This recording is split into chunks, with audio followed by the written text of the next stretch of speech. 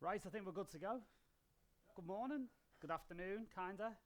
Who knows? Because it's ADE, right? You'll know when it's next Tuesday when you feel like throwing yourself off the roof. Anyway, on that depressing note, we'll get going. Paul Nolan here from NYT. Welcome to day 2 of the 50 HERTZ and NYT Masterclass Hotel.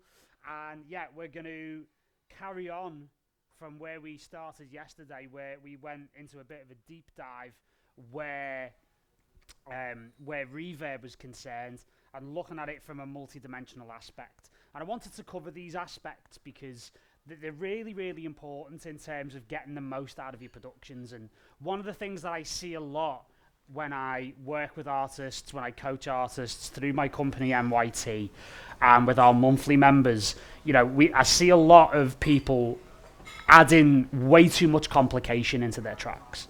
So a lot of the time, what a lot of beginning producers do is that they tend to, rather than try and get to the heart of what the track is about and to really make something of it, they just add more stuff to make it feel like that they're kind of moving forward.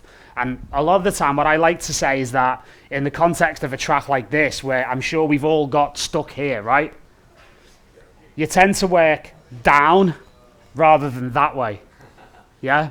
So whilst this is not going to be a deep dive into arrangement, what I would say as a beginning point is that as quickly as humanly possible, as soon as you've got a really nice basis of an idea, try and stretch it out into a full 5 to 7 minute arrangement that at least feels structurally like it's a track, because then you're more likely to finish it.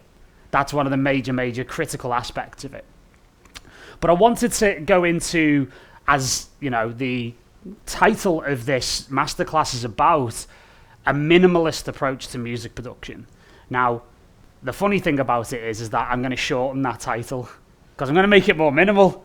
I'm going to call it less is more, right? So even I'm shortening the titles, right? So what I mean by this minimalist approach is to get the maximum out of the minimum. And that really means, first and foremost, that your raw materials have to be right.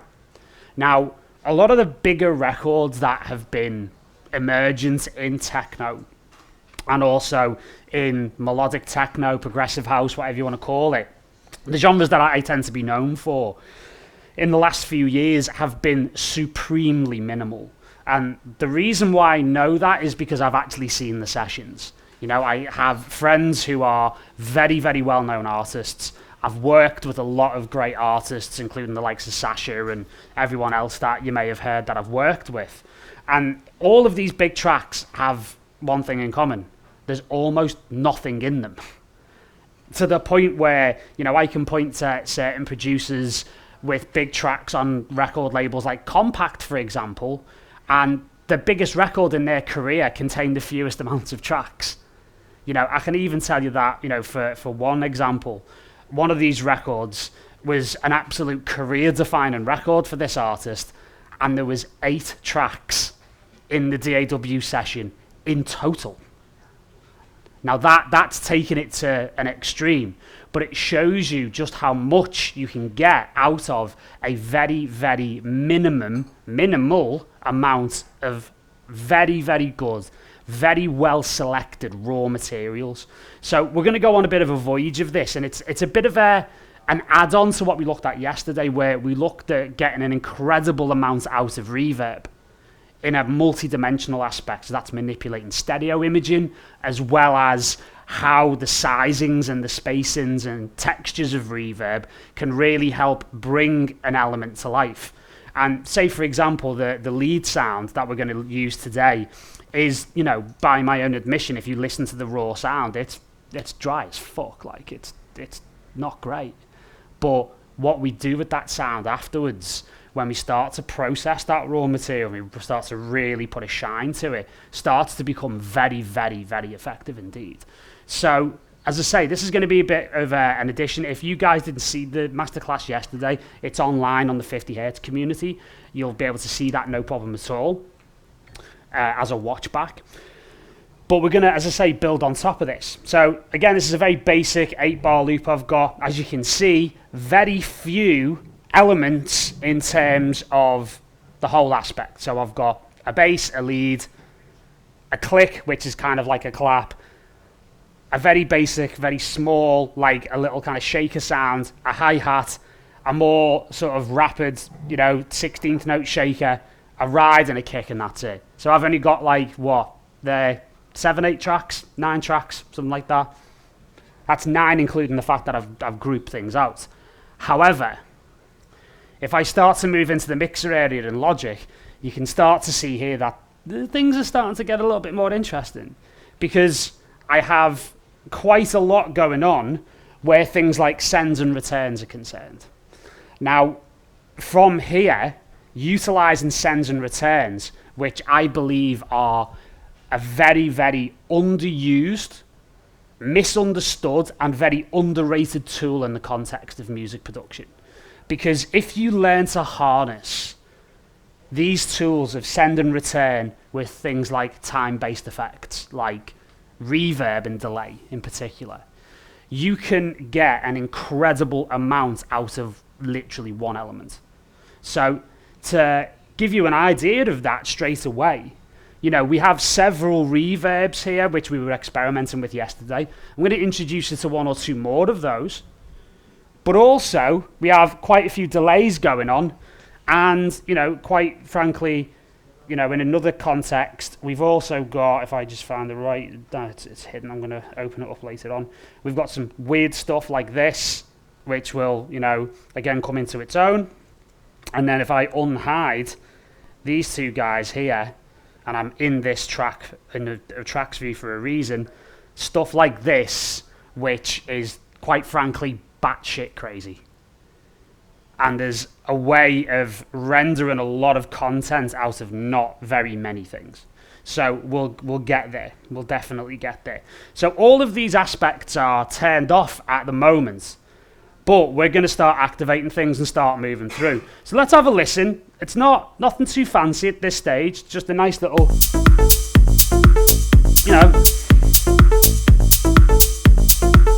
it's not rocket science. It's not, it's not going to change the world, but let's see what we can do with it. So let's say, for example, we start with the lead, right? Now, we've got quite a few sends going on here. We've got like 7 or 8 sends. Now, from this lead sound, which we were working with predominantly yesterday, there's a number of different things we can do. So we can start by adding in things like this reverb, which we built yesterday, which actually, if we bring that up just as a refresh, you'll see exactly what I mean. What we've actually done in this space here, while my plugin goes very weird there, we just move that out of the way. There you go, is that we actually rendered this into a sample and then dragged it in as an impulse response. So essentially, this is actually the lead itself in a reverb form, which I'm now going to use it to trigger back through. And you can just hear that layering in the background. I've effectively just created a pad. That's essentially the pad of my track now. And I can just control that with various aspects, stereo imaging, filtering, automation, that kind of thing. So now no need to go through synth pad presets for 3 hours. And you can hear it still kind of ghosting away in the background. Resampling is going to be a big part of this as well. Now, to kind of go through these sends, there's a few that are more relevant, like say, for example, the T-verb, which is where we were using yesterday. So we can use this send to create the pad. But then the next one is a reverb that will work in the context of the track. And now you've got that more reverberance. And again, we can bounce that down a little bit. And then as we move through and we open out,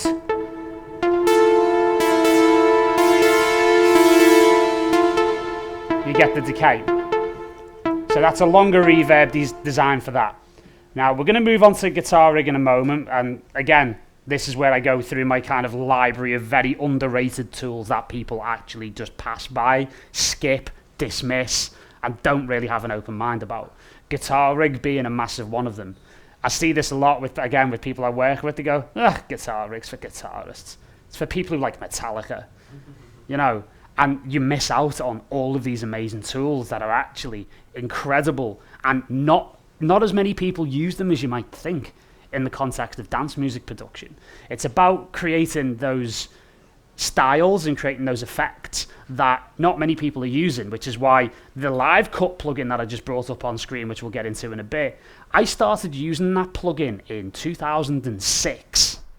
I mean, I have no idea how it's still working on my Mac, and it really, if we did plugin museum, like antique plugins, that's an antique plugin. But next to nobody knows about it or uses it these days, and I'm just sat here still using it like an idiot, but there you go. So ultimately, if I go to Send 5 here, I'm just going to move into here, into this view. Now, this is, again, a smaller reverb that we can use. And this is the little plate from Sound Toys. And I can just use that as like a beginning, maybe drop that down there as a shorter reverb, just to give us a bit more space, essentially. And that can be used as like an initial thing. We could always even drop that down to like half a second. And it just gives us that little bit of space just to kind of give the sound a little bit of context and make it sound a little less dry and a little less boring. Now moving on to number 6 here, we've got something that'll add a little bit more rhythm. Now this is another, I'm a big Sound Toys lover, and this one is something I absolutely love, Echo Boy Jr. I love the original Echo Boy, I think it's brilliant, very, very flexible. But what I love about this is that essentially this is the entirety of the plugin. There is no like secret little tweak area where you've got to go into lots of different little complicated controls. Like, I like really simple plugins that are really effective, and this is definitely one of them. So just a regular thing. Again, you get the different delay modes here as well, which I absolutely love, and it gives you a very different texture. So if I'm just rolling in here with this, if I just turn that on a touch, and you can just hear it adding that little bit of complexity, okay? And then from there I can add in 11. And this is another reverb that we can potentially use, the Valhalla Shimmer, which does some really crazy stuff. And again, if you want to talk about rendering a pad out of a reverb, this is what you need. Because again, if I roll back through here and then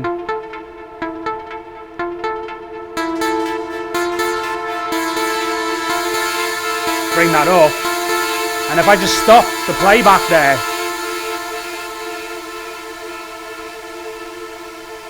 I'm waiting for the kick already, right? But that'll just keep going. Now, you've probably been in this position before where you think to yourself, you know what? I'd like to record that, but like, how do I do this? You know, there's nothing in Logic that, you know, that's stopped. Like, I can't do anything with it. Well, bear with me. Okay. So if I do that, I use a little application called Audio Hijack, which is unfortunately Mac only, but I'm sure there's PC equivalents for the PC users in the room. And essentially, that is now just recording the system audio. So any sound that the Mac makes, my laptop makes in this case it's the never-ending tale of a Valhalla Shimmer, I've now got that as an audio file. So I'm just going to let that fade down for a few more seconds. Use that as an opportunity to get some water. And basically from there, I'll just cut that off like so. And now what I can do is I can go to my recordings folder, and I can then reveal that in the Finder. As you can see, I've got 1 or 2 recordings there, and I can then drop this into Logic here. This will now build the waveform there, and now I have that as a tail, which now means if you think about it, we've used one sound, we've now got multiple different rhythmical and spatial and textual elements coming out of one sound. We haven't even gotten to the drums yet. Like, there's a lot still to go here. So what we can do is then essentially start to manipulate this almost like a kind of a looped pad, if you will, or a looped kind of drone, which I can then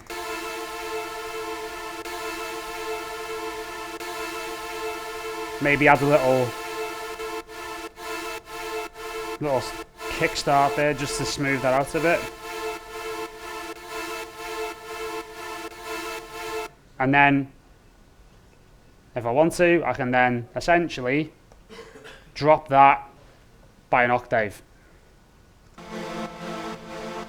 Which obviously, if you think about a reverb, it's kind of hard to drop a reverb an octave in real time, right? So it means now it's in the audio domain, I can do different things with it. And I can essentially use this almost like a kind of a rhythmic kind of bed at the beginning of the track. So if I wanted to essentially try and render this into some sort of intro, you know, I could... There you go. That's it. And then it's a case of me just looping that throughout the whole of the track.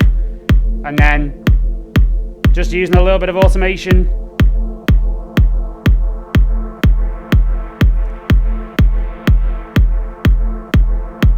And then that can kind of bubble away in the background throughout the whole production.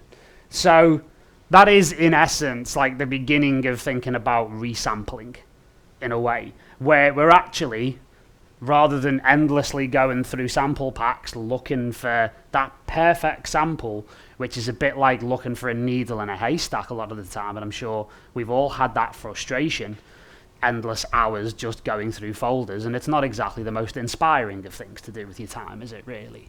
So for me, I think this is a much more interesting approach to actually sample yourself. And again, the major advantage going back to sends and returns here is not only that, you know, it's quite easy to kind of set up, we now have every other track in the session is available to these effects. Which means now, if I was to go into, say, for example, a kick, you know, there's a possibility that I could take, say, for example, like a black hole from Eventide, and do that kind of classic, you know, techno rumble thing. Which, you know, if I... And again, even that can be resampled. Another approach to that would be to actually use another send here and use another one of my favorite plugins, which is the HERTZ delay from Waves. Now, this is literally, for me, I think one of the greatest delay plugins ever made, because it's super gnarly, it sounds super natural, and it's also got like a real kind of vintage analog kind of texture to it. And you can even dial in like analog kind of tape noise, if you will. So it is essentially kind of like a tape delay, and you can kind of do the traditional note synchy rhythmic thing, but then we can also go absolutely crazy with that as well. So we'll get to that. But even then, I can send a little bit of the kick over here, roll it off, and again, that essentially, that could, you know, be the beginnings of a bass line for me. So again, I'm using the kick in a way that's going to just give me a little bit more rhythmic interest. And again, even if I was to start to, you know, look at it from a different perspective again, we've got, you know, number 7 there and number 9 on a different HERTZ delay. I've got 2 versions of it. I can add another send. And what I can do with this send is that I can roll a high pass filter up and then send some of that kick to it and then put it into that kind of ping pong mode and have it almost like a kind of a high frequency kind of click. Now, a lot of producers would actually look to try and actually like, right, I'm going to get a click sample, I'm going to put all these little click samples in and stuff like that. And actually, it's about keeping it incredibly simple and utilizing sends in a way that is a minefield for creativity, where, again, I've now got 10, 11 different things that I can send this one element to. And to be honest with you, standing here right now, I haven't got a fucking clue what half of it might do to the kick. But that's the point. The point is that I've now got an open-ended, almost modular environment in order to experiment with different sounds and different effects and processing in a way that allows me to, completely at a turn of a switch, experiment and explore what the depth of potential is for these sounds. And the thing is as well, this is where, when I go back to those sounds of tracks that, have very, very few numbers of elements in, but they sound really big. Again, number one, that's the point. The point, because there's fundamentally less elements in the track, it means the elements that are there can naturally take up more space. So again, you see a lot of stuff on, YouTube and, in magazines, and you see masterclasses and you do online courses, and you see certain producers who do have a style, 100, 200 tracks in the session. And it's like, well, that's all very well and good, but the fact is that all of those elements are going to need space. All of those elements need to sit correctly. And that's a very, very difficult thing that you need to be able to master as a skill, and it can take a long time. Whereas the effectiveness of the raw materials, if you get these raw materials right at the beginning, means that you can showcase them by not having to cover them up with a lot of other stuff. I find this a lot, again, when I see a lot of client sessions, that they tend to cover up for the fact that they know really, if they're being really honest with themselves, that their kick is, well, crap. But they then try and make up for it by, right, when I put a mid-tone on it, it'll be okay. I'll put a click on top of that, that'll be okay. And then, like, the first alarm bell that rings when I open a client session up and look at it, it's like, dude, why have you got 7 channels for a kick? Like, there's something wrong here. And then when you strip it back, ironically, a lot of the raw samples that they've used in order to kind of, get to this really dense but very confused state, it tends to sound better without any processing at all. So we have to strip it back and then bring it back to the absolute basics. The main thing when I do like masterclasses based on my own releases, which I've had this year on the likes of Bedrock and XYZ and some other labels, it's interesting because I love it when there's somebody in the crowd who looks at my session and goes, oh. It's like, I'm a bit disappointed. Why are you disappointed? Well, there's nothing in it. I was expecting this, massive session because the track sounds huge. And there's a little trick in the human brain that goes off that if something sounds really good and you're really impressed with it, the human brain goes, oh, that must have been really complicated. And it's actually the opposite. That's true. But all of these send and return channels, as I said yesterday in the Reverb Masterclass, we have to think about them as instruments in their own right. We just use a different way of triggering those instruments. Where we use MIDI to trigger a synthesizer, or we use control data to roll up a filter cutoff or anything else like this, we are triggering these elements and these instruments with other instruments in the track. So whilst this again is a very less is more kind of approach, it very much plays into the fact that actually there's a lot more going on underneath the hood, and all of these things are going to need space. So to kind of play off that a little bit, what I mean by that is, say for example, you can add in, again, I've got like a hi-hat here, if we just listen to the drums.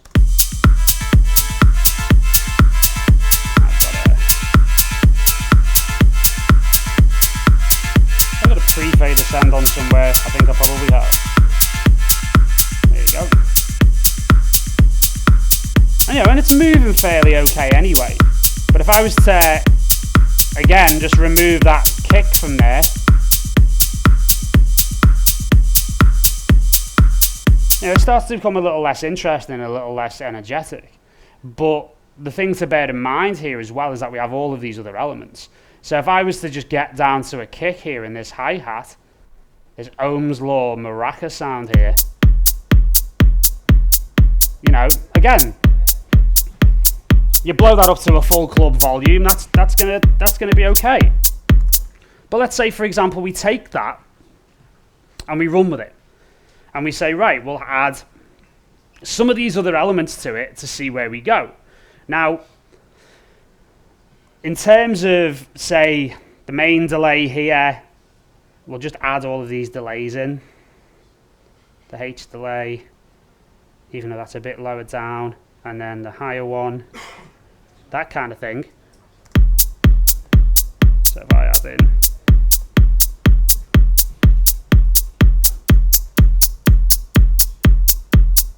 I just blend that in a little bit.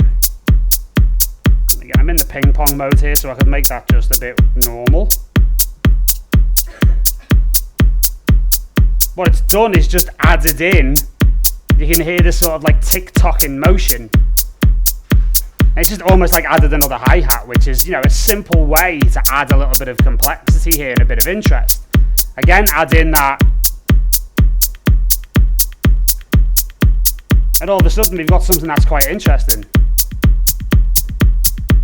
And again, we can kind of just roll that down a little bit more. I don't want it to be quite as... Okay. So already it's moving quite nicely. Now, if we were to, again, experiment with some of the others here, like this one, for example.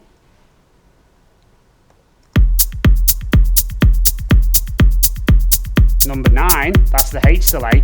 It's kind of brought the shakeriness of that out a little bit more. And in fact, you could probably export that as a shaker sample, as a shaker loop, and then probably use that in a sample pack, you know? So I actually quite like this, so I'm going to prefer to use this. Now, the next thing is that we have this kind of click sound that we used yesterday to kind of trigger reverbs. You know, it's nothing. It's just like, it sounds like me knocking on a table. But, say for example, if we go to bus 4 here, we go to guitar rig, as we mentioned previously. One of my favourite parts of guitar rig is the spring reverb. Now, if I was to just send that through, you'll hear why. You get this really interesting ring, right? So again, if I just turn that up a little bit more, so we get a bit more... Okay. Now, this is where we need the space of not many elements in the track. Because again, if I throw this in with the kick now, eventually, you'll hear what I mean. Because, let's say, for example, I just zoom in here. Can I zoom in? I can't on my screen capture. Here you've got the spring length. So if I... And now we're getting into some weird shit. Now we're getting into when the mushrooms kicked in last night. I mean, speak for myself, right? And then you can add in, that's a 50-second reverb time, 100 seconds, and again you can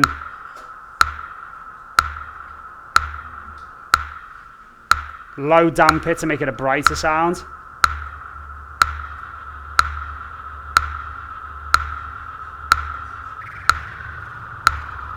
And again, just send a little bit more over to that.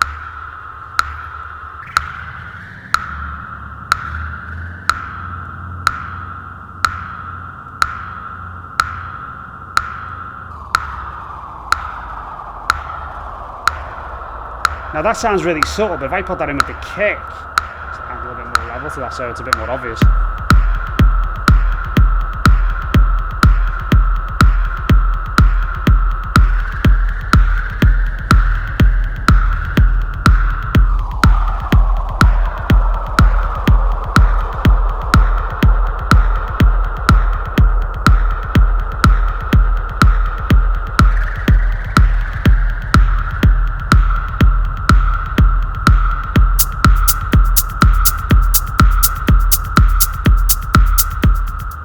So again, you can hear that kind of ring out, and again, using Guitar Rig for these types of things is fantastic because, again, you go to components, everyone thinks, oh, Guitar Rig, it's guitar amps. And you know what? The amps sound great if you need that kind of techno distortion.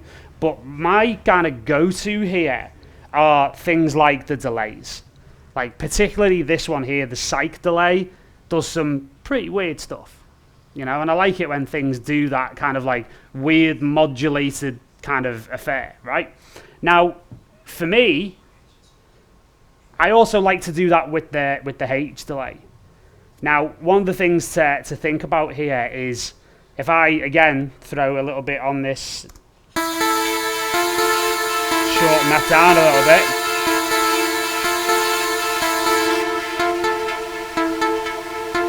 Add in some of that H delay number 2 there on 9. So that's not got set up. So I'm just going to change that over from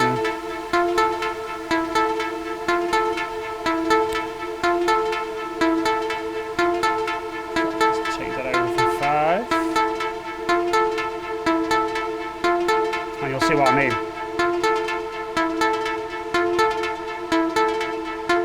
So I'm getting something like this from, so getting that kind of more interesting kind of sound. Now if I was to just change that a little bit and take this kickstart off,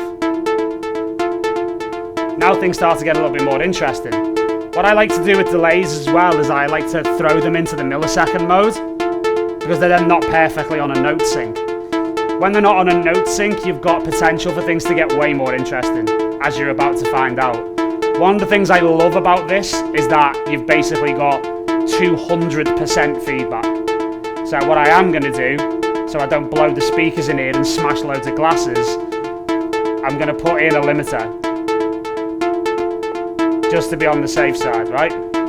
Now, if you're doing this with headphones on, I recommend low volume, yeah? Because I think I lost the entirety of my top end for about 2 days after I did this for the first time. I blew my own head off. So if I take the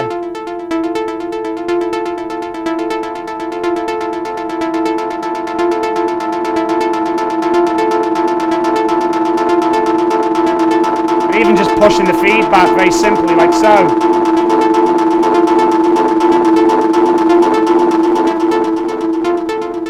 Gives you that build, gives you that intensity. Now, we can do that in combination with decreasing the delay time. You decrease the delay time, you increase the pitch. So if I just push that just over 100 there, so it starts to build.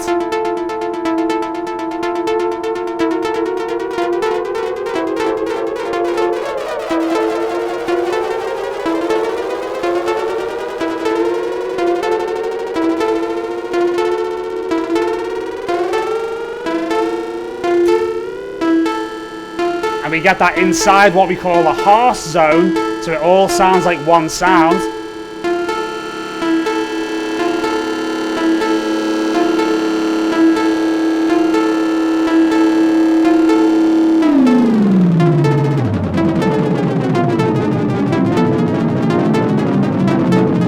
And you get into some really warped kind of territory.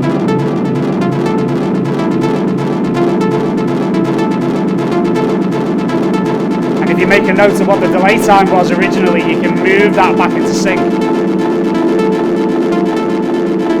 We add in the potential of the opening up of the filter.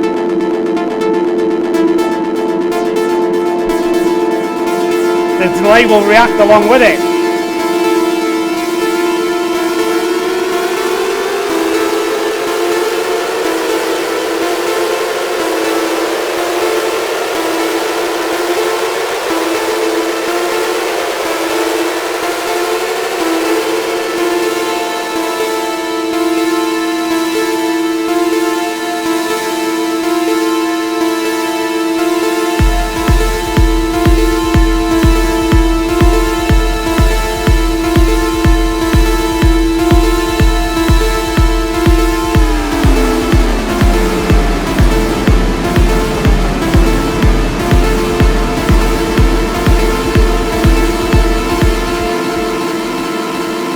then you can control it back in with automation.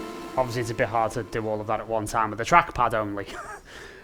So you can start to really capture this, and you know, we've also got the ability to add in like interesting kind of micro glitches and stuff like that as well, using the very, very antique plugin we looked at before called Live Cut. Now, I use this because I know it very well, and it does things that no other plugin can do really that I've found since. And it is an old 32-bit plugin, so you would have to use a 32-bit to 64-bit converter, like, or Sound Radix, a really great company. They make one called 32 Lives for the Mac, which basically upgrades all of your 32-bit plugins into 64. Super useful, works really, really well. So, just to kind of finish off here on this sort of minimalist approach, we can actually take things like the lead, and then we can, or these two notes here, and essentially then start to send it out to get more glitchy, rhythmic complexity, essentially. So if we send over to this live cut, we'll then hear it, and I've got it into a resampling track as well, so I'll working. Perhaps just turn that back into the stereo out.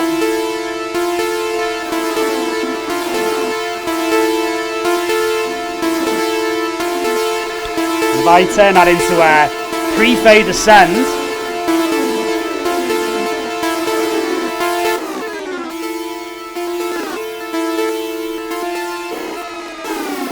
it just goes crazy. It's got a kind of a pitch element to it. Kind of hard to see from here, but it's very, very cool what happens, and you can just experiment with it.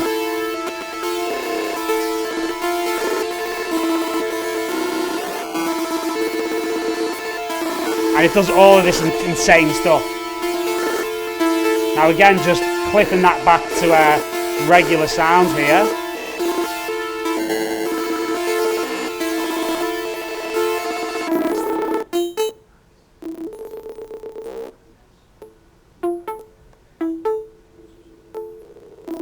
You get all these little ripples and little glitches,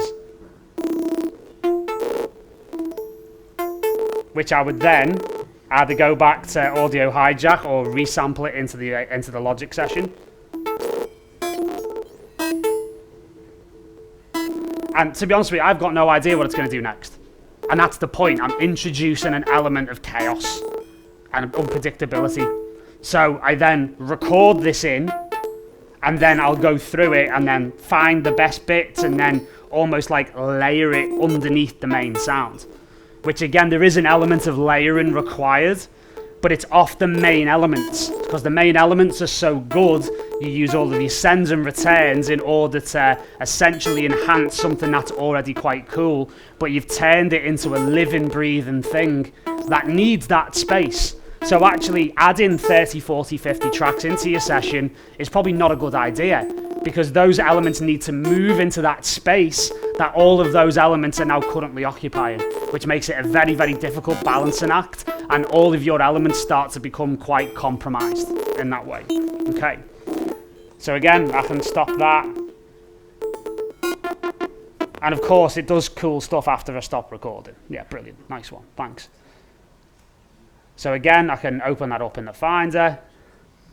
I can then just drop that into Logic, back into here. And again, I can find a point rhythmically where I can start to use stuff like this. And now it becomes a bit more like organized chaos, because I can then roll through this, find the best bits, and then just sprinkle them over the top. Now, I'll also do things like this, where I'll actually put the drum groove through this as well now. So again, just let me turn that off, throw this on.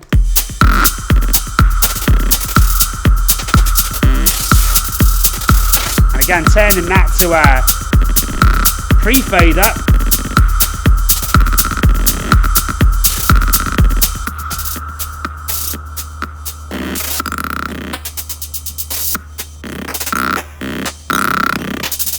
And again, on the off chance it might just do something really cool, that can be a really nice element, a really nice sprinkle over the top of it. Because otherwise it's just utter chaos, as I say. Which, you know, you wouldn't want that all the way through your track. You just want the little details just to throw that over the top. So from there, adding all of this thing in, all of these different little elements in, we can then start to move more confidently into an arrangement, because we know as things morph and change shape, as these sounds, like the lead sound, which again is only 2 notes, but it's super effective, as they expand and breathe and, you know, take up more space, and then as they contract and get smaller and more intimate, the effect will travel with us and allow those sounds to become even more expressive. So again, one of the things that I see these days with, just in closing, with just how powerful these computers have become, it's super easy to get super lazy.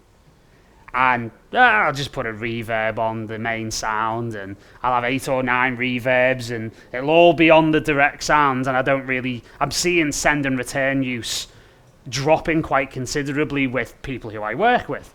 And personally, I think that's a bit of a shame for these reasons that I've just shown you here. So I would encourage you to get more into sends and returns as a way of really getting more out of your sounds. And again, the main rule here that you'll have noticed is one of everything. You know, I've got one main hi-hat, I've got a smaller closed hi-hat, one click, one shaker, one ride, one kick. That's it. Make your life a lot simpler.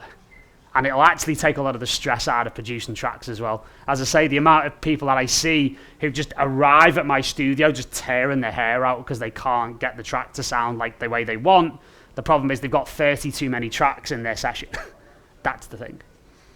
Okay, so in closing, do we have any questions? Yes? I'm curious, when you render out to stems or anything at the end, are you doing a lot of the audio capture to get those parts, the automation into the reverb and the delay when you need to get final stems? Yeah. Are you doing any automation with it as well? Or Yeah, I mean, the automation, I mean, in terms of my Logic workflow, what will happen is very similar to where this live cut happens here.